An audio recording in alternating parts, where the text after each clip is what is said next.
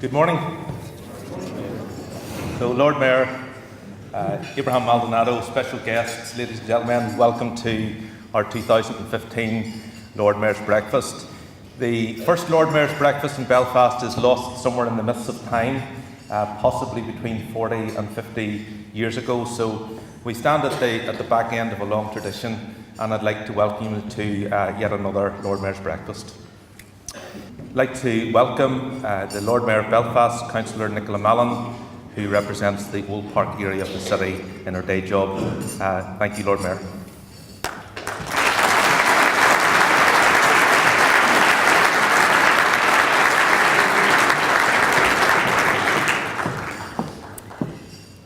Good morning, ladies and gentlemen, and David, thank you for the very kind invitation to be with you all this morning. The past 12 hours in particular have had a very faith focus for me. Last night I attended the waterfront with some 300 young people, young peacemakers from right across our city. And we were there to reflect upon reconciliation and peace, building what is required to make that happen, and our own particular individual and our collective roles in making that happen. And we were prompted to think very deeply about reconciliation by the Archbishop of Canterbury, Justin Welby, who I know is in the building as well, but he was very inspirational and certainly left me with a lot to think about.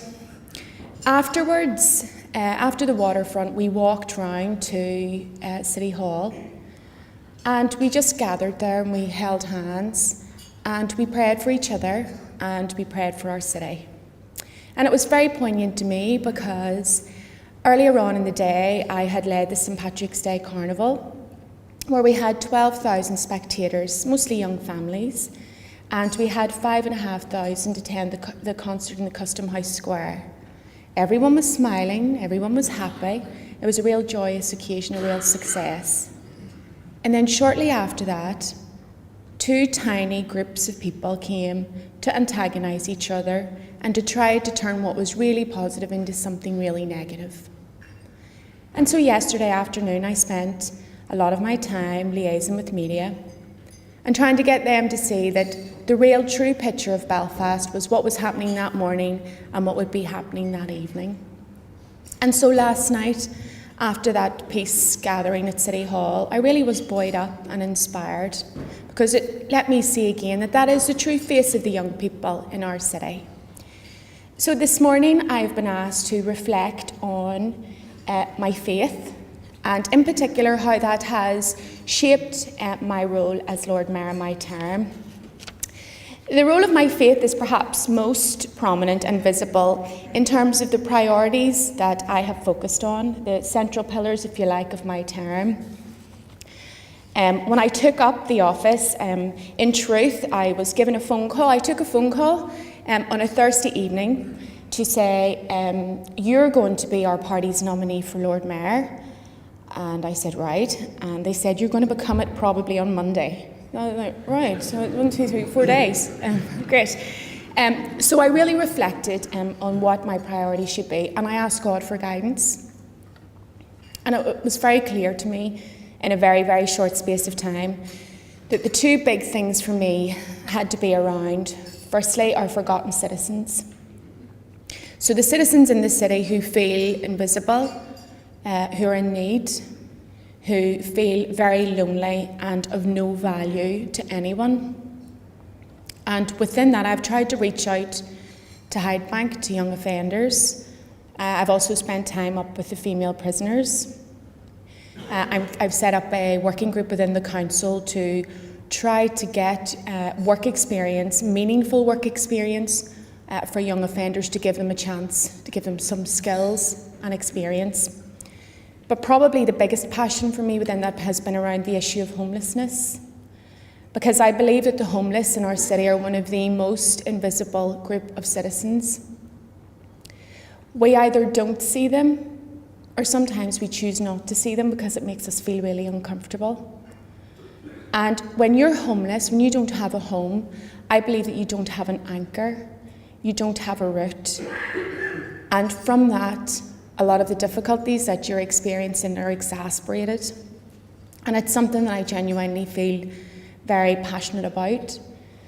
So within my year, I try to be a very practical person as well. I think it's nice to be eloquent and have nice things to say, but really, it comes to when you need to put your money where your mouth is. So I've had a number of events, specifically in City Hall. I had a Christmas lunch for single homeless people. Again, it was only possible because of the generosity of voluntary organisations, of catering organisations, and the people there really felt as if they were valued, that they were being invited into City Hall, which belongs to them, but they didn't feel that. But they came in and we had a lovely afternoon. I also, as part of the Four Corners Festival, hosted a dinner in the new year for our asylum seekers in the city, who are particularly vulnerable. For Shrove Tuesday, I had a family pancake party for some of the homeless families. And why was I doing all that? I've also tried to give some support to the organisations that are working at the coalface, the volunteers and the staff, because they need moral support too. And the reason why I was doing all that is because sometimes we think that homelessness or a homeless person is somewhere over there. It's a middle-aged man who's an alcoholic. And really, if he had tried a bit harder, he wouldn't be in the situation he's in. That's not the case. And I've tried to sort of let people get a bit of an insight into that. One of my charities is DePaul, Ireland. So I spend a bit of time up in Stella Maris. In Stella Maris, when you talk to some of the residents there, one lady was a top lawyer in London, and things just started to go wrong. The dominoes started to fall. Another guy was really promising young sportsman. Things just started to go wrong.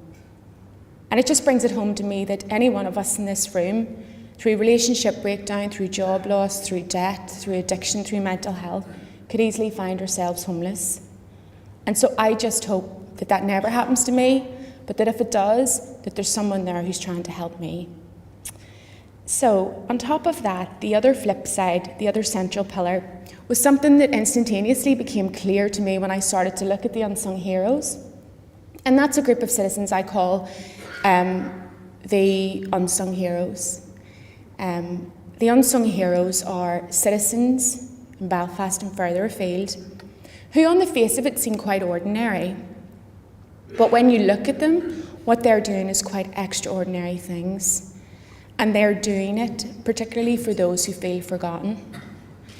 And this group of people don't do it to get accolades or to get rewards. They do it because they are genuinely compassionate and they care. And that then prompted me to look and to reflect on how we are transformed as a society, particularly here in Northern Ireland. So I looked beyond the kind of deflections and the distractions at the detail. I looked beyond the spin at the substance. And I realised that Northern Ireland is transformed because of the efforts of the unsung heroes. Because they're doing the hard work, the heavy lifting, they are showing the generosity of spirit and the kindness that is required.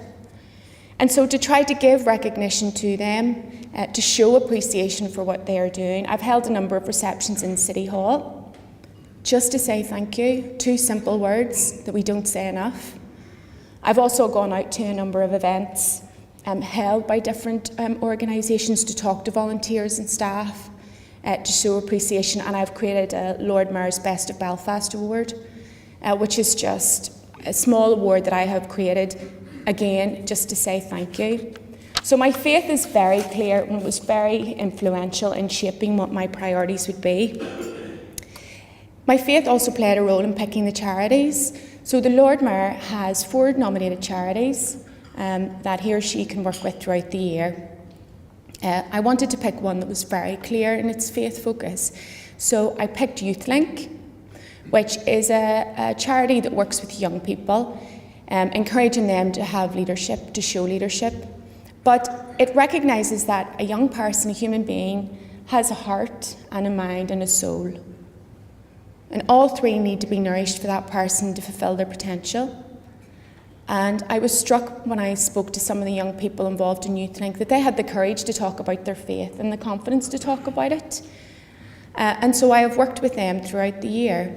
And that was my way of saying that the faith community is doing so many wonderful things in our city, but they're so humble and graceful about it that they don't say, they just carry on doing what they're doing. And so they kind of get overlooked. And hopefully, in trying to work with Youth Link and raise their profile, we've tried to change that in even a small way. The other way that my faith has influenced me in my term is around, I have a team of chaplains. This was an initiative started by my predecessor, Marching, and I really thought it was a good idea. I'm not one for coming in with a massive brush and sweeping everything out and throwing the baby out with the bathwater just because I want to be different. If I see something working and there's merit, then I'll take it on and continue it. Because I believe that being the Lord Mayor of this city is not about trying to outrun or outdo your predecessor. It's like a relay race. You take the baton on and then you run. So I ran with the chaplains idea. So I have a team of chaplains which covers Christianity, Baha'i faith, Jewish, Muslim. It spans quite a number, Buddhist. And my reasoning for continuing that was that, again, I get administrative advice, I get protocol advice when we have high-profile visitors to the city. I also get a lot of political advice from people I know and don't. Everybody wants to advise the Lord Mayor and everything, which is helpful. But I also needed spiritual advice, because at times this year, people have put me under pressure to try to say things, to take sides in conflict situations here and also across the world. And it's difficult when all these people are throwing very emotive information at you and making these very emotional appeals. And so I have relied on my chaplains. And in fact, I asked them to stand with me in City Hall for a public peace vigil at a time when things were particularly bad in the Middle East, but across the world. And I asked them to stand with me, not because we were standing in solidarity with the pain of one set of people or another, but because each life that is lost is horrific. And as a people who have suffered through the Troubles, we know what that's like. And so they stood with me on a platform. We stood shoulder to shoulder, and people came. People just came along and very quietly stood in solidarity. So that's another facet in terms of my faith and how it's been reflected in my term. The other thing, and I'm moving now, they were sort of kind of deliberate, where I really actively pursued my faith through those channels, but inadvertently there have been, I would say, two impacts that I hadn't expected. The first was, I knew that I wanted a priority of opening up City Hall. City Hall belongs to the ratepayers of Belfast, and it's a wonderful asset in our city centre, yet so many of our citizens have never entered its door. They don't enter it because they don't feel maybe that they're welcome, but mostly they feel that they can't go in, which I think is just outrageous. So I've tried to have a number of events that will appeal to people of all ages and all backgrounds and all interests to get them in. And I was at a mass recently for 200 years of St Patrick's Church in the Donegal Road, and the homily was about buildings, and how a church is just a building. It's a sacred building that we must respect, but it's an empty shell. It's really what you do inside it, and importantly, what you do outside of it that really matters. And it was like a light bulb moment for me, because I thought that's exactly what City Hall should be like. City Hall should be opening and welcoming to citizens, but it's not about just the building, it's about what we do inside it, the decisions that we take, and also what we do outside of that, the impact that we have. The most profound change, and I was not expecting this whatsoever, in the 10 months that I've been Lord Mayor, and I've only a fortnight left, I never expected to be so public about my faith. Before, I've always been a person of faith, and it's ebbed and flowed, if I'm being really honest.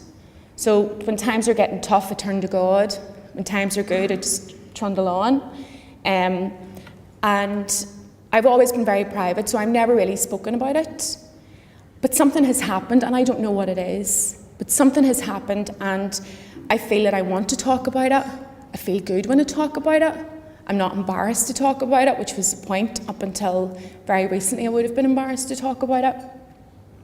And if I could just end on this, if I had a team of advisors around me throughout my term as Lord Mayor, and I had, for instance, a speechwriter, and people said to me at the end of my term, "You did a really good job, Nichola, and you were really good, your speeches were really inspiring," I would turn around and I would say, "Thank you. John or Rachel was instrumental in helping me write my speeches." Well, the truth is that God has been instrumental in my term as Lord Mayor. And I have to thank God for the opportunity of being able to do it. And I certainly have to thank God for it being such a wonderful and positive experience. Because without God, I wouldn't have been able to do this job. And I don't think that I would have been able to do it the way that I have. So it's a very honest account from a Lord Mayor. I'm not sure if the previous 49 years it's been like that, but that's my story anyway. And thank you so much for the invitation this morning, and thank you for coming out and for listening. Thank you.